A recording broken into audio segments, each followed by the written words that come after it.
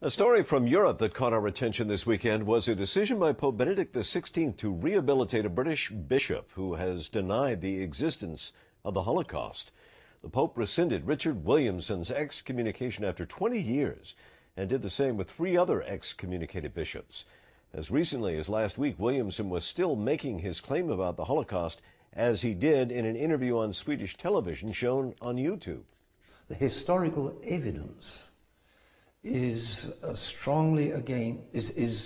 hugely against 6 million Jews having been deliberately gassed in gas chambers as a deliberate policy of Adolf Hitler. But you say not one Jew was killed? In gas chambers. What's behind the Pope's controversial decision to reinstate Williamson? To answer that question and shed more light on the controversy, we are joined now by Terence Tilley. He is the chair of the Theology Department of Fordham University and president of the Catholic Theological Society of America. Thanks very much for being with us. Surely the Pope must have known that his decision would cause a great deal of controversy. So why did he do it?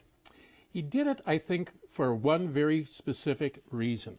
This is the end of the week of Christian unity, and by forgiving the excommunication of these 4 bishops, he helped reunite them with the Church, or at least set the stage for doing so.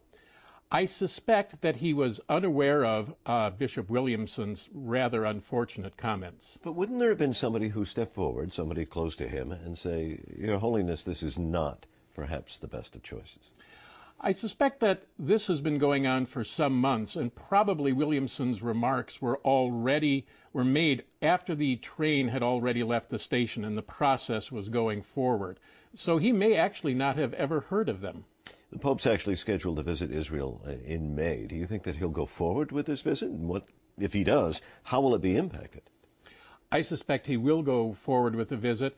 Along the way, I would expect him to repudiate those remarks, or at least distance himself from them, or to reject them in some way, to recognize that there are very few people who would agree with those remarks. Bishop Williamson was only one of 4 bishops that the Vatican said that they would reinstate. So what's the significance of this overall bigger decision?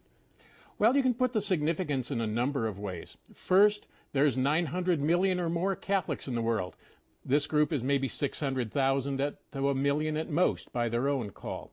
Second, it's an attempt to reunite the Church and to signal his own view that the Second Vatican Council, this watershed event held in the early 60s, was not a change in the Church, it's simply continuity, a position that few of us find historically reliable. And this feeds into why they were excommunicated in the first place. Exactly. They had rejected some of the moves of the Second Vatican Council in favor of religious freedom, religious tolerance, in favor of openness to other religious traditions.